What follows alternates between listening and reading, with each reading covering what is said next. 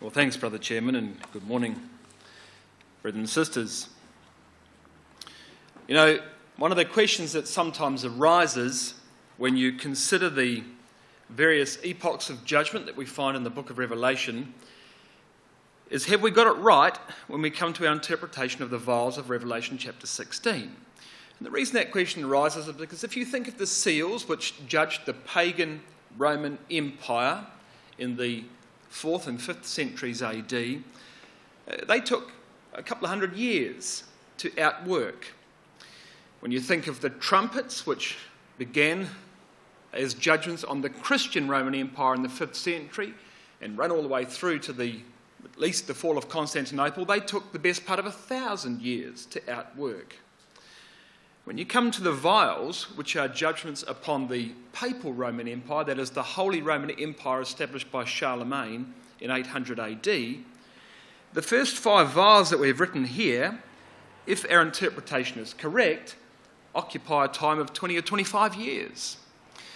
And you see, this provoked the question, have we got our interpretation right? Because the seals took hundreds of years, the trumpets took hundreds of years, we've only got a couple of decades, and we're saying that the vials are all running after one another. Well, to ask the question is really to misunderstand just how significant the effect of Napoleon Bonaparte was on the earth. You see, the beast of the earth in Revelation 13, that is the lamb with 2 horns, was a 1,000-year beast created by Charlemagne and the Pope in 800 AD and finally destroyed by Napoleon in 1806, as we'll see. The effect of the first 5 vials then was to in fact kill one of the beasts of Revelation. And whether it takes 20 years or 200 years, there is no escaping the enormous significance of that fact. And therefore, as I say, to ask whether we've got the right answer in assuming these first 5 vials only occupied 20 or 25 years is to completely misunderstand the gravity of what Napoleon Bonaparte did in destroying the Holy Roman Empire. So in answer to the question, most definitely have we got the right interpretation. And I think as you look at what happened in the life of Napoleon this morning, you'll realise there's an enormous significance about the time that that man walked upon the stage of life and just what he achieved in his relatively short life. Anybody know, by the way, how old Napoleon was when he died?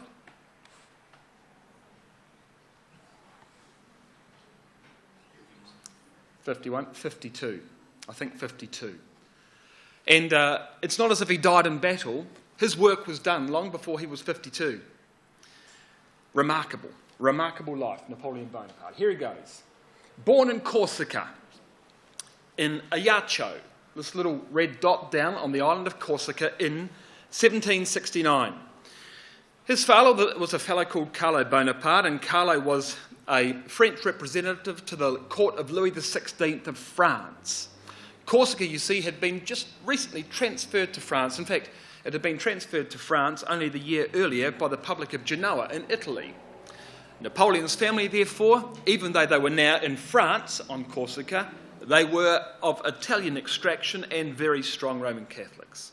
He had 1 elder brother, 3 younger brothers, and 3 younger sisters. So he was the second of 8 children of Carlo Bonaparte. Because of his father's position, Napoleon grew up in a moderately affluent family, affluent enough, for example, to afford an education. They weren't rich, but you might say they were upper middle class.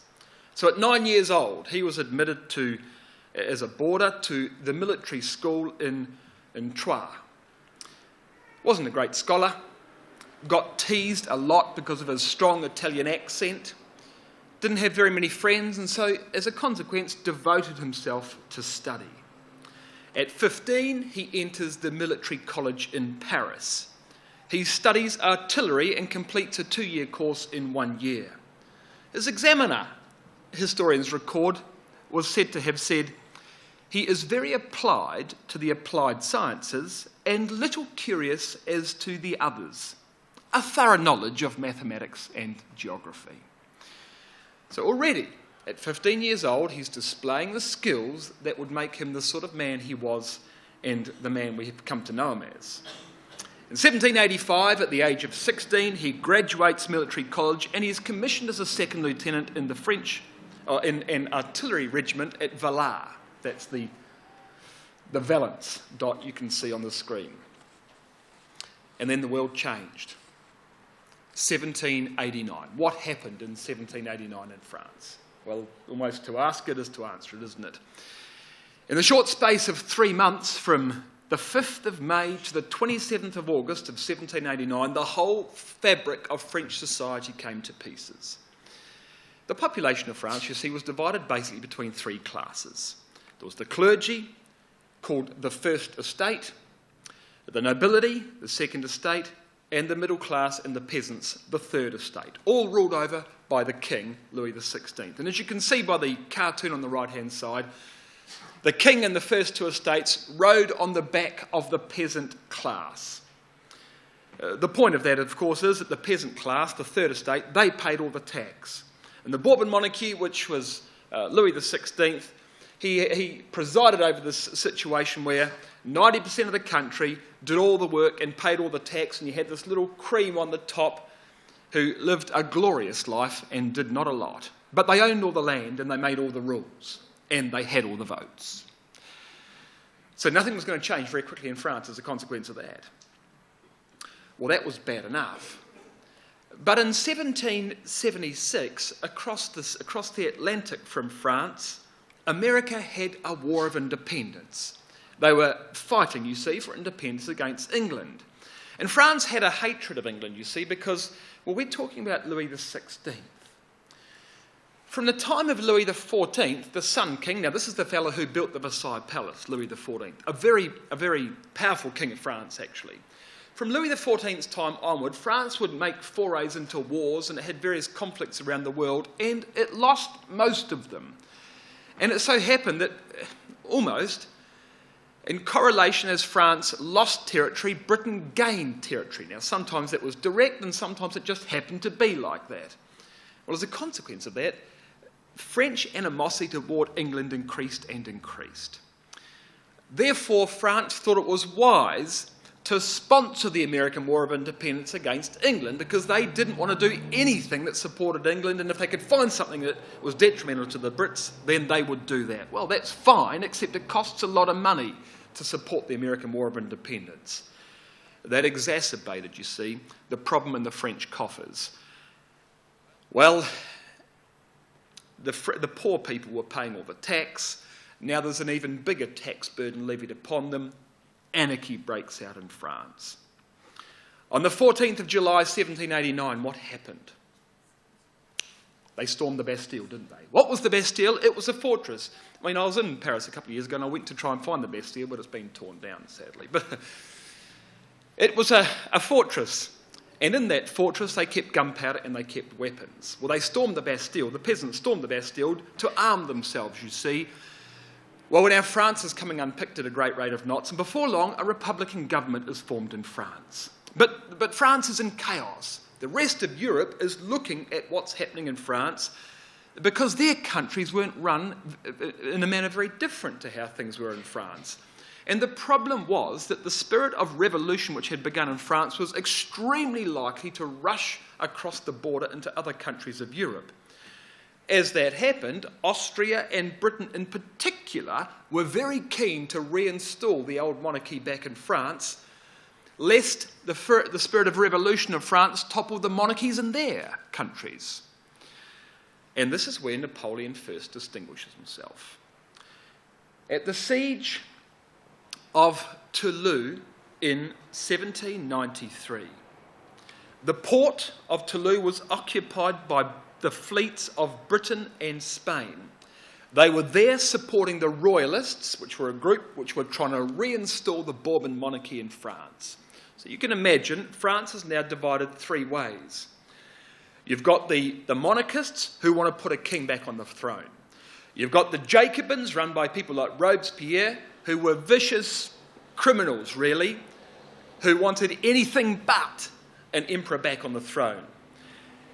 And you've got an interim government, if you like, in the middle, trying to keep these 2 sides apart and trying to run the country amidst this chaos. Well, Napoleon was called in to support the Republicans who were running the country as an artillery captain. And he found the ideal place to mount guns around that harbour so that he could dominate the entire harbour. He had trained as an artillery officer. That's why he was brought in. When he opened fire, the British and Spanish quickly realised that they would be destroyed in the harbour, so they evacuated the harbour. Well, Napoleon has made the first distinguishing success of his career. His general wrote to the Minister of War and said this: "Reward this young man and promote him, for if he is ungratefully treated, he will reward himself." Already, you see, the personality of Bonaparte was becoming noticed by people. He was promoted at that point to Brigadier General, which now gained him international attention. Well, of course, the political wranglings in France continued, and everybody's going to the gallows. Well, not the gallows, the guillotine. And in Concorde Square in France, they've got this guillotine set up. They wanted a very public way to execute the nobility. It was a bit like the arena in Rome. And so Mr. Guillotine was asked to devise a method of execution, and he devises one which was extremely public, extremely efficient, and so they could line people up and just send them all straight to the chopper. Well, the revolution had been opposed, of course, by many of the nobility. It had been opposed by the Roman Catholic Church. Austria, the Kingdom of Sardinia, the Kingdom of Naples, Prussia, Great Britain, all invade France. They're all worried about the consequences of the revolution in France, what consequences it might have in their own countries. Well, France responds militarily and repels them all. Marie Antoinette, you see, the wife of Louis XVI, was herself of Austrian extraction. She was of the Habsburg dynasty. Well, on the 16th of October in 1793, Louis XVI is executed in what became known subsequently as the Reign of Terror, which was a brutal attempt by the French Republicans to wipe out all opposition to the revolutionaries.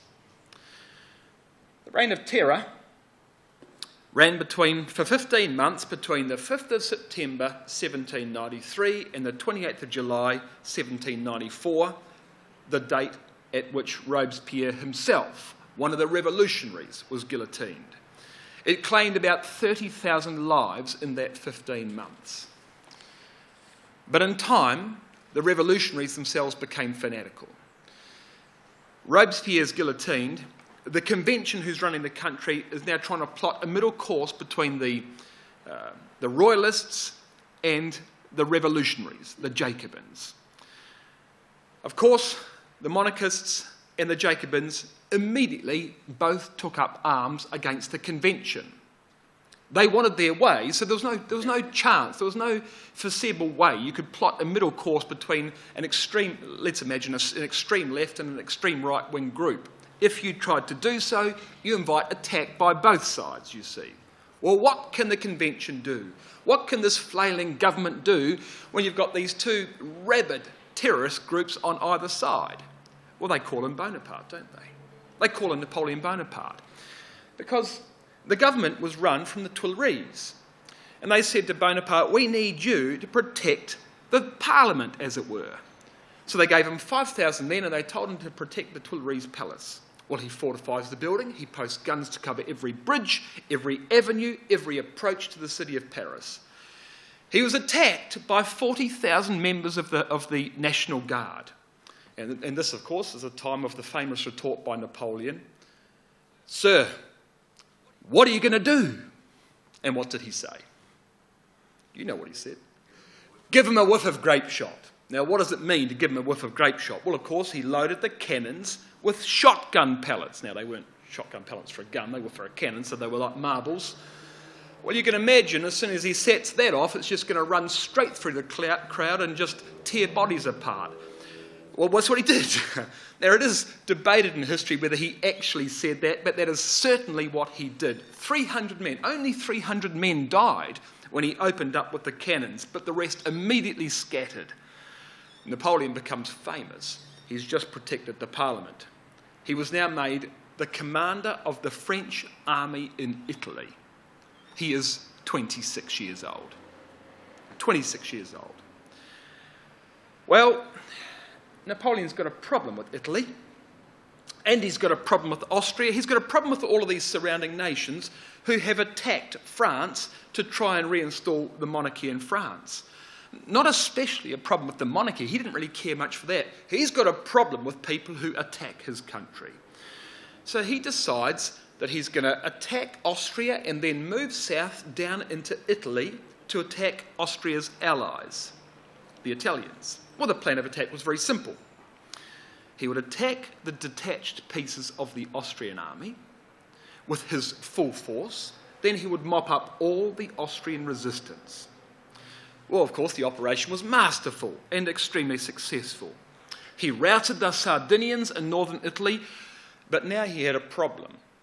If he now proceeded south into the Italian peninsula, he was extremely vulnerable if his supply lines to France were cut off. He'd be marooned in Italy, surrounded on all sides and destroyed.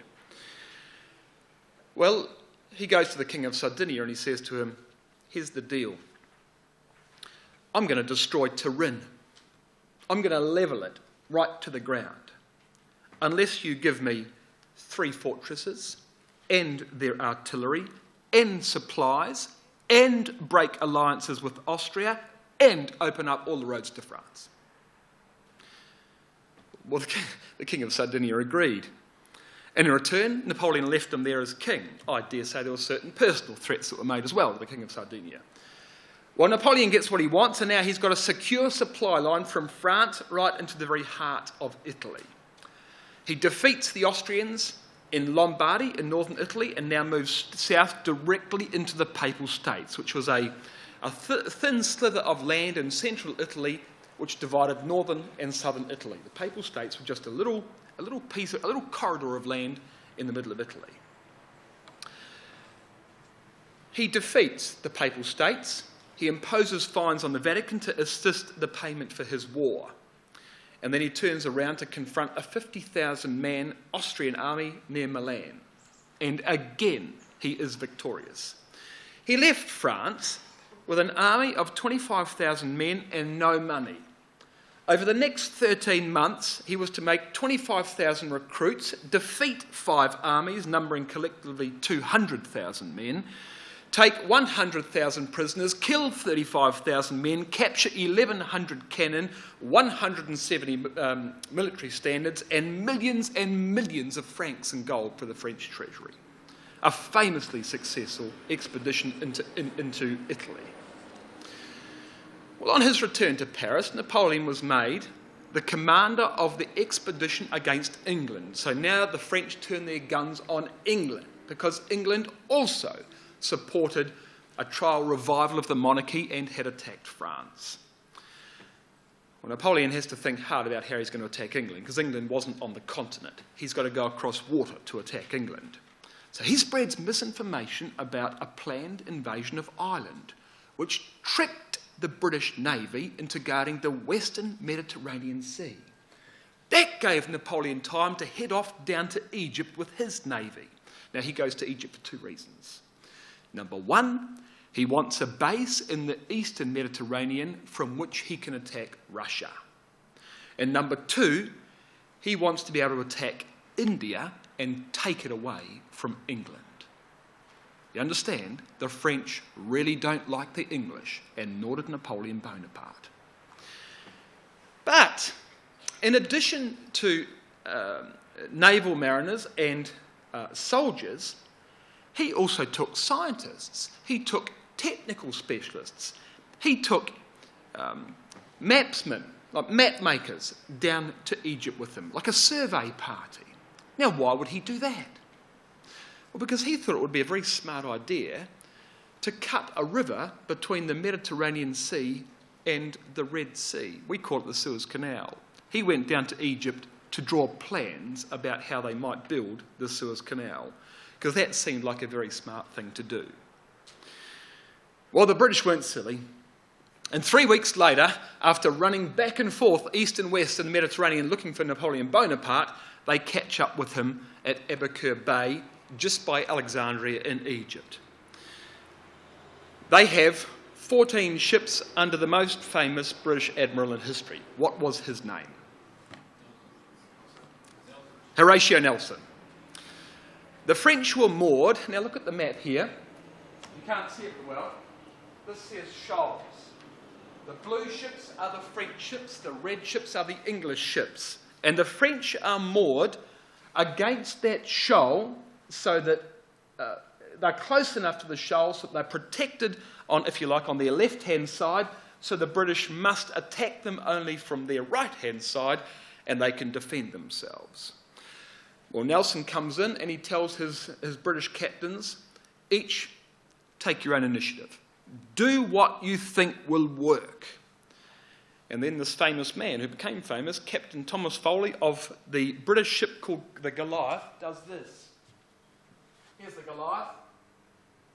Oh, I can fit through here. And he goes in between the shoal and the French ships. Well, of course, the rest followed him, and now the French have got British ships broadsiding them from both sides. It was disastrous for the French. At 10 p.m. that night, the 118-gun French flagship called the Orient exploded.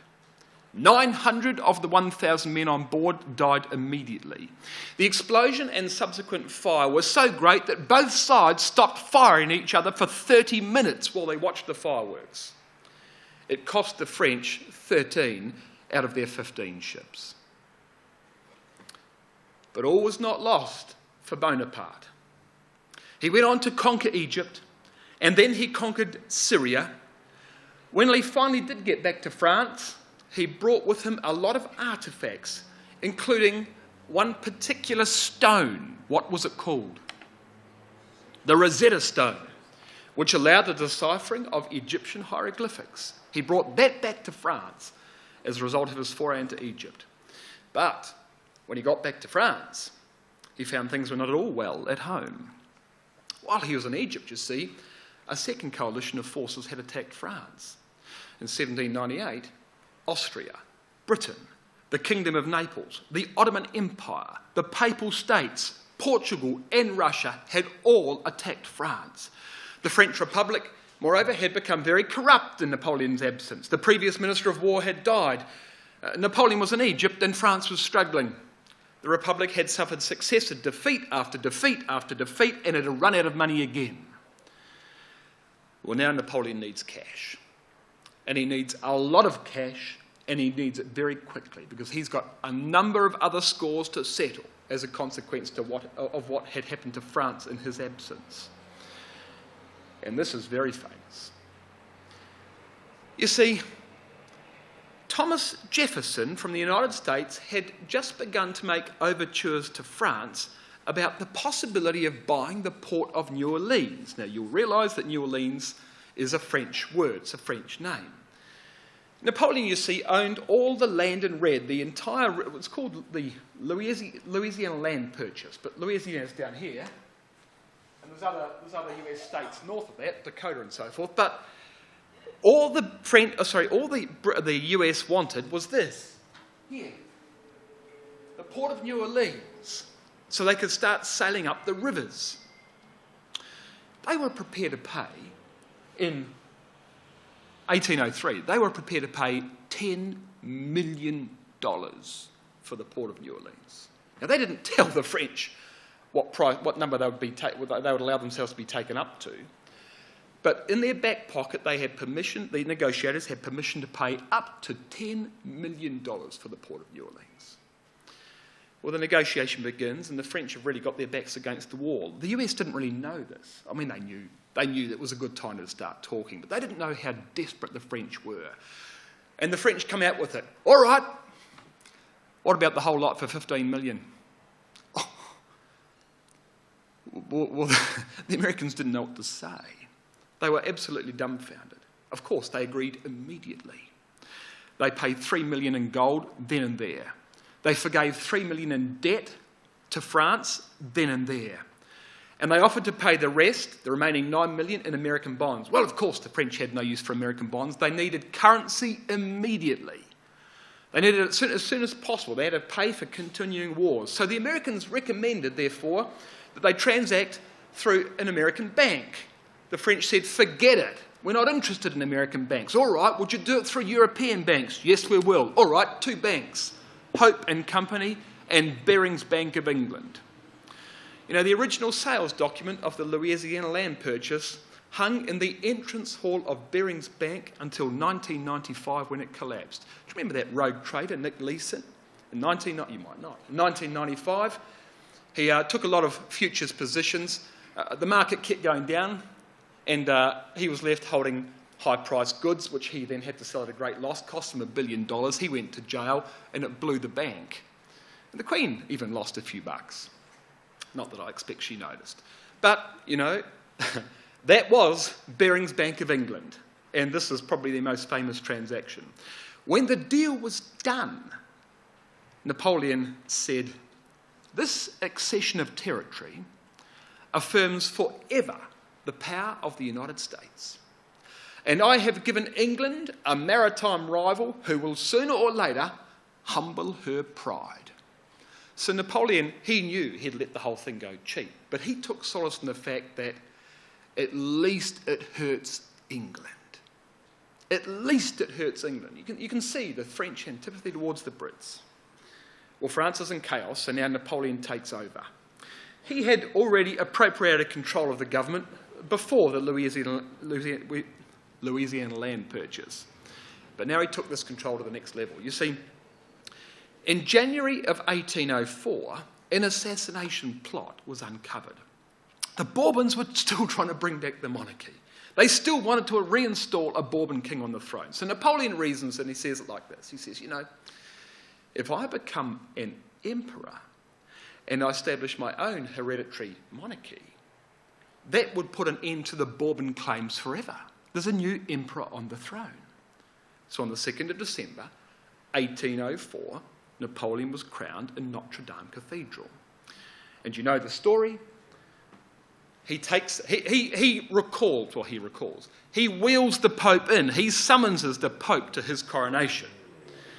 And the Pope is holding the crown. Napoleon takes the crown out of the Pope's hands and crowns himself, and then he crowns his wife.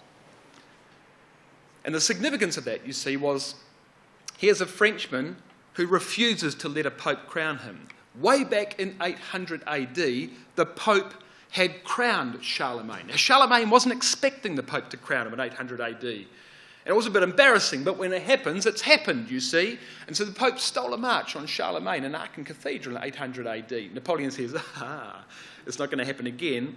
And he brings the Pope in and says, hey, watch this. And he does it himself, you see. Now, he's basically appropriating the baubles of Charlemagne and doing the Pope in the eye at the same time.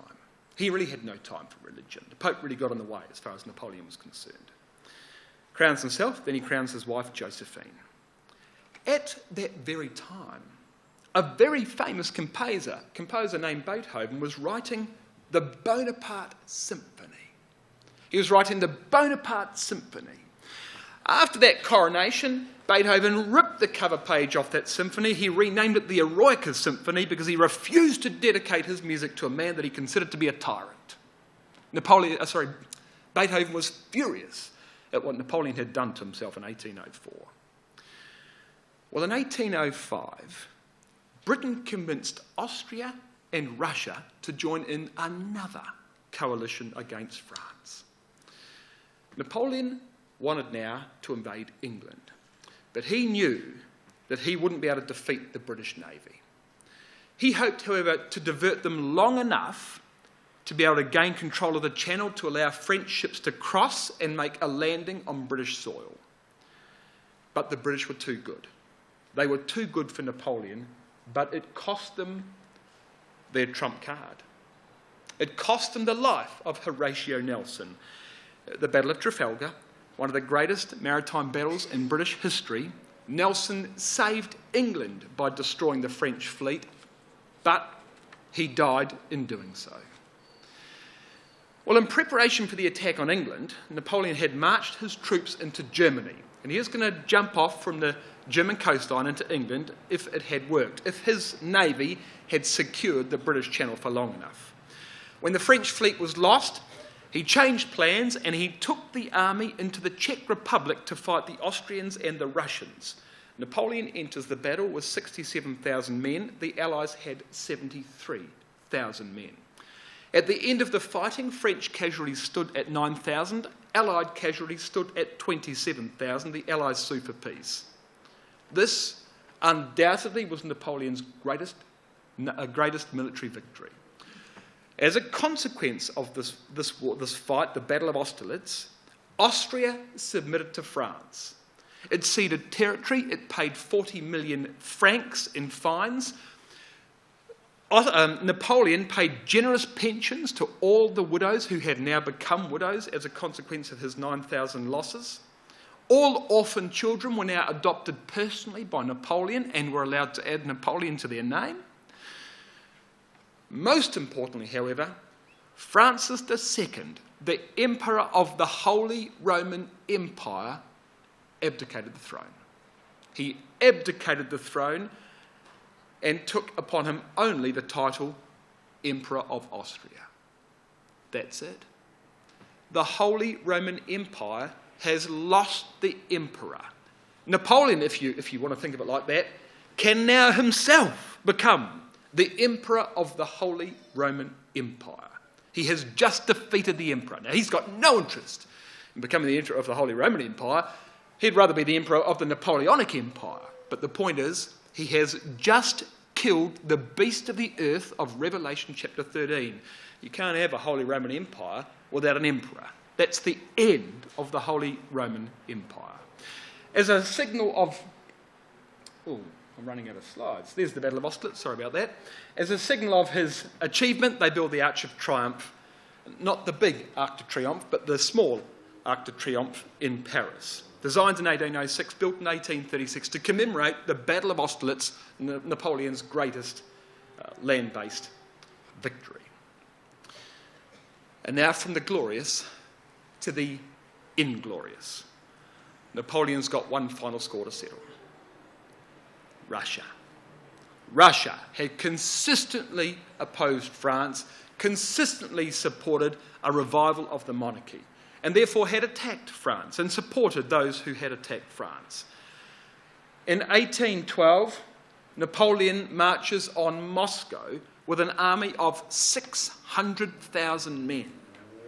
The strategy was simple, however, for the Russians. They could not possibly hope to confront head-on a French army of 600,000. Russia could not defeat that army.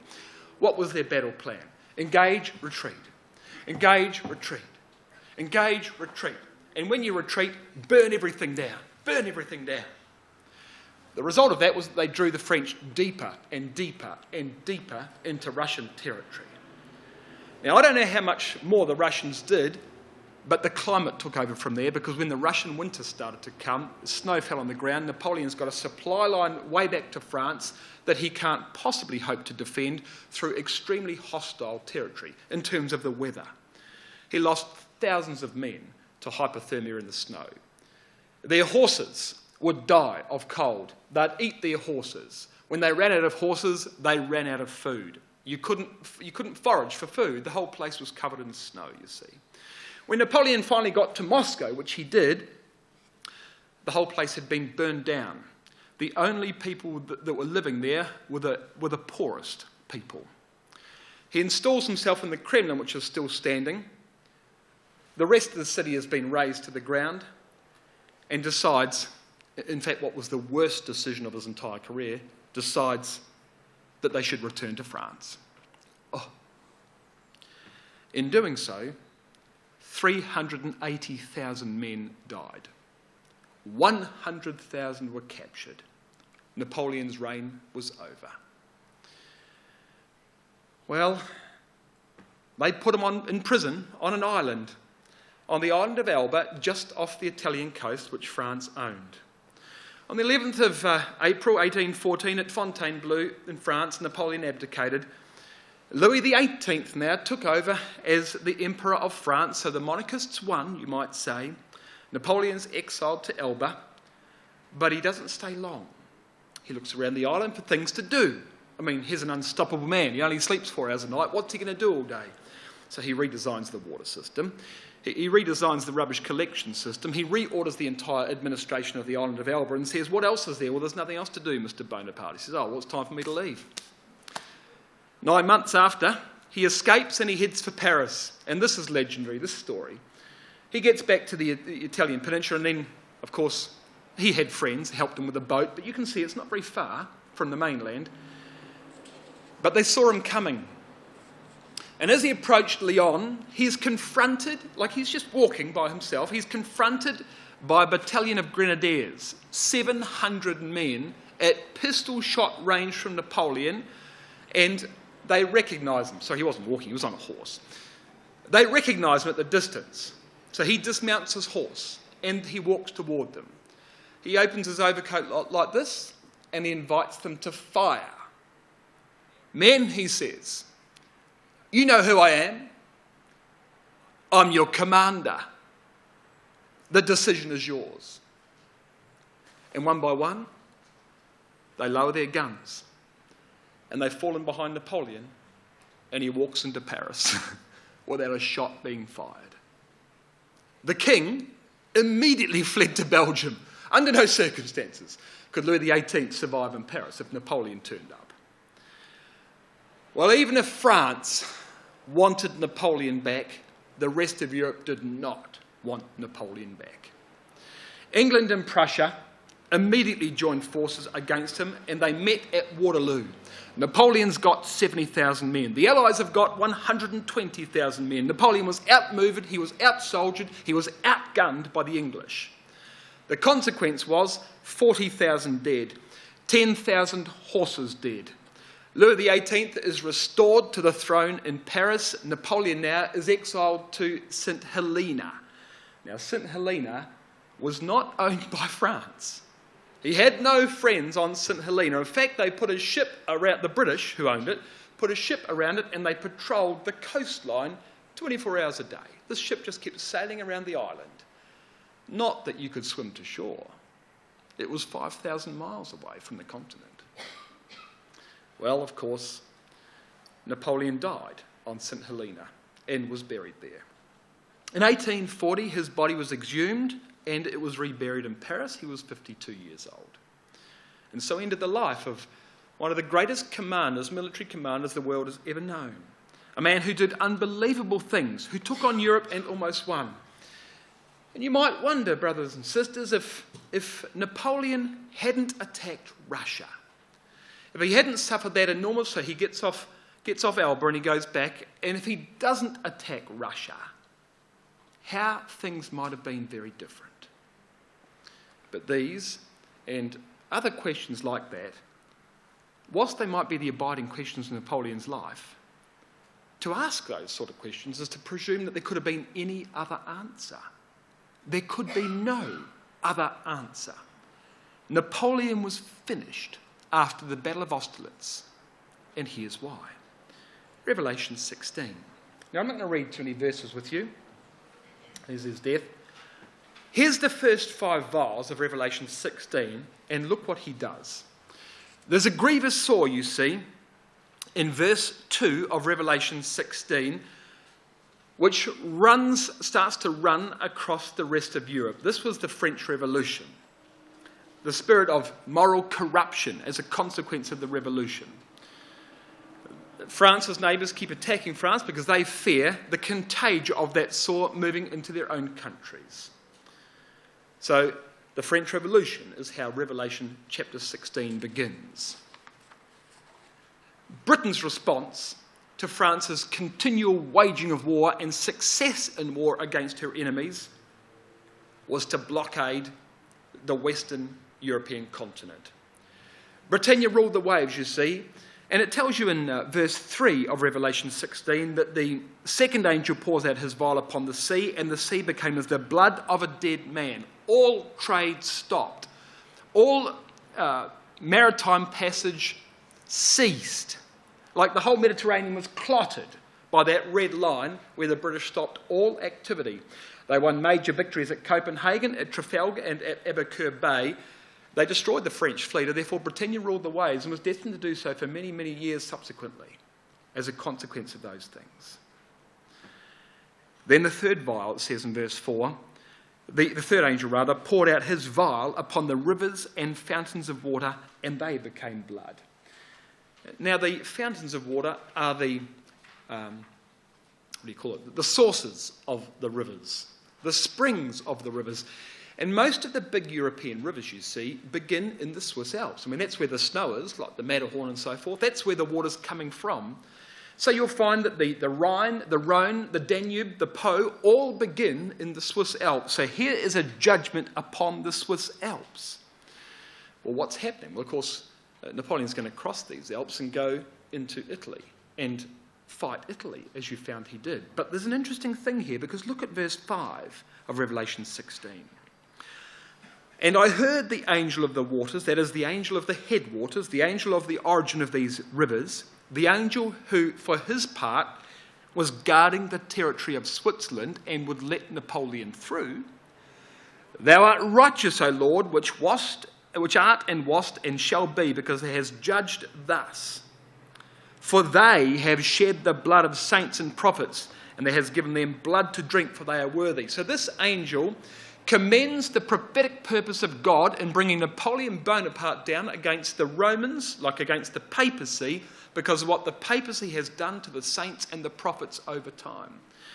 What that tells you, you see, is that there were believers in Switzerland at this time. This is almost like the Passover, where an angel hovers above this house and doesn't let the destroyer in. This angel hovers, as it were, over the headwaters and doesn't let Napoleon in. Napoleon just goes straight through and destroys the papacy and the papal states. A remarkable indication, therefore, that before there were Christadelphians, there were people that God thought worth saving in this part of Europe at this time. The fourth vial. The fourth vial, in verse 8, says, the fourth angel poured out his vial upon the sun. You've got to understand, Napoleon is going to destroy the Holy Roman Empire. The Holy Roman Empire was a coalition of two rulers, the Pope and the Emperor. The Emperor was based in Vienna in Austria. The Pope was based in Rome. The fourth angel pours out his vial upon the Son. That's the Emperor. The fifth angel in verse 10 pours out his vial upon the seat of the beast. That's the seat of the beast of the earth. That is the papacy. He's going to judge the two horns of the beast of the earth of Revelation 13. He's going to judge the papacy and he's going to judge the emperor of the Holy Roman Empire. He is going to dismember the Holy Roman Empire. That's what he's going to do. He pours out his vial upon the sun. That is the Battle of Austerlitz, 1805. Now, perhaps the previous slide said 1806. It was December 1805 that the Battle of Austerlitz was won. The emperor officially abdicated early 1806. It's the same thing. The fifth vial. We've now dropped the emperor in verse 8. We're now going to judge the papacy in verse 10. And you can read the catalogue of conflict between the French and the papacy. 1791, the Papal States in France are annexed to France. What that means is that there was certain epochs, or certain portions of territory within France that were owned by the papacy, confiscated. 1796, the Italian invasion by Napoleon takes Ravenna, Bologna, Ferrara. The Papal States are invaded. Pius VI is exiled from Rome, and he in fact dies in France. 1800, the Papal States are restored. You see, when Napoleon left town, things would happen without his consent. He comes back, the Papal States are annexed again. Napoleon is finally excommunicated in 1809 by the Pope. Did Napoleon care that the Pope excommunicated him? Of course, not at all. He arrested the Pope. And raided the bank, the Vatican Bank, to continue to pay for his war effort. So he's judged the Emperor in verse 8, he's judged the Pope in verse 9. They are the vials.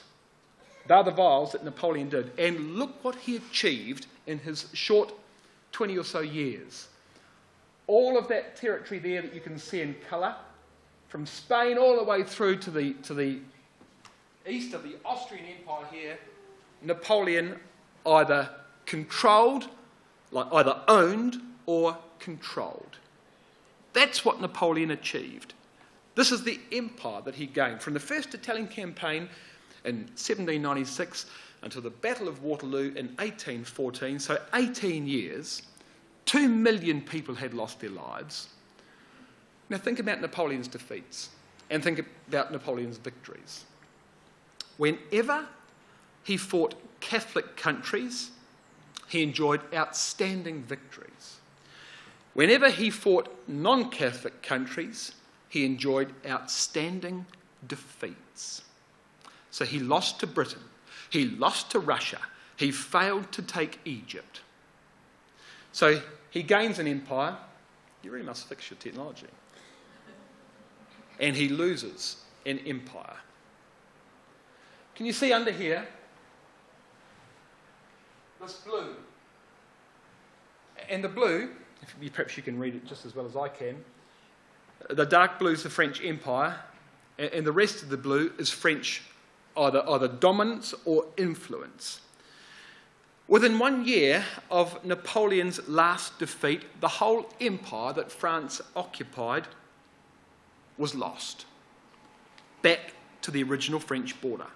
I mean, you wouldn't believe it could all dry up so fast. But God's work, you see, God's work was with France was finished. The Holy Roman Empire was created by one Frenchman, Charlemagne, and it was destroyed by another Frenchman, Napoleon Bonaparte. He tried to unite Europe, and he failed to unite Europe when he attacked Russia. He wanted to restore a Roman Empire in Europe, and he failed when he attacked Russia. 130 years later, Adolf Hitler tried to unite Europe, and he failed. When he attacked Russia. Why? Because Bible prophecy says Europe will unite by Russia.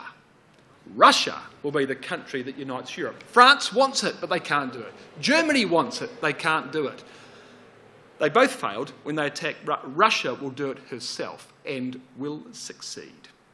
That's what prophecy says. Well, what of Bonaparte? His legacy. You know, before his death, Napoleon said, "My glory is not to have won 40 battles. Waterloo alone will erase the memory of so many victories. But what will live forever is my civil code." You see, after his death, his policies and his politics were adopted by most of the other Western nations in Europe.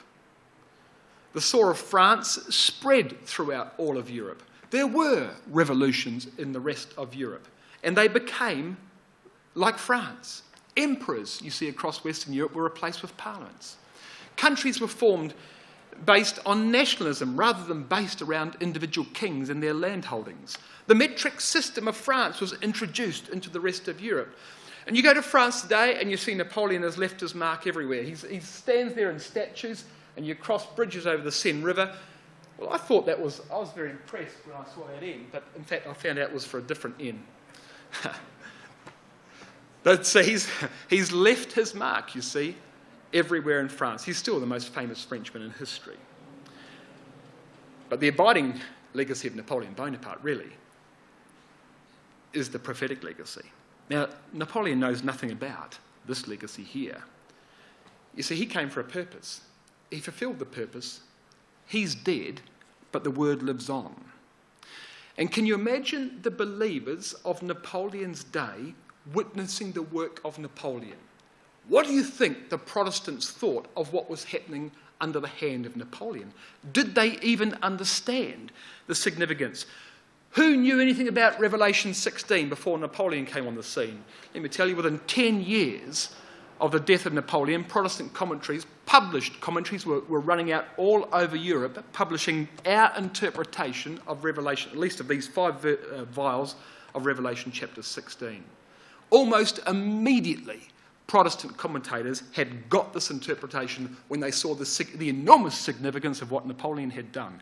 Brother Thomas wrote Elpis Israel 30 years after the death of Napoleon. It's all there. It was well understood within 30 years of Napoleon's death that he had just fulfilled 5 vials of Revelation 16. And what does that prove? It proves simply this: God's purpose will be fulfilled. There's nothing more certain. And as distant now, of course, Armageddon doesn't look all that distant in the future now, but as distant as prophetic events might appear to be in the future, God can raise up a man overnight and the whole world can change in 20 years. And the Holy Roman Empire, that had lasted for 1,000 years, which had supporters on all sides and an enormously powerful military internally, fell on its head in 20 years and was completely dismembered and sued for peace. I mean, one man came and did that. Another man can come again, and in a very short time, angels can outwork the next epoch of judgments, and the whole world can change course again. That's the real witness of Napoleon. Forget about his victories. Forget about his civil code.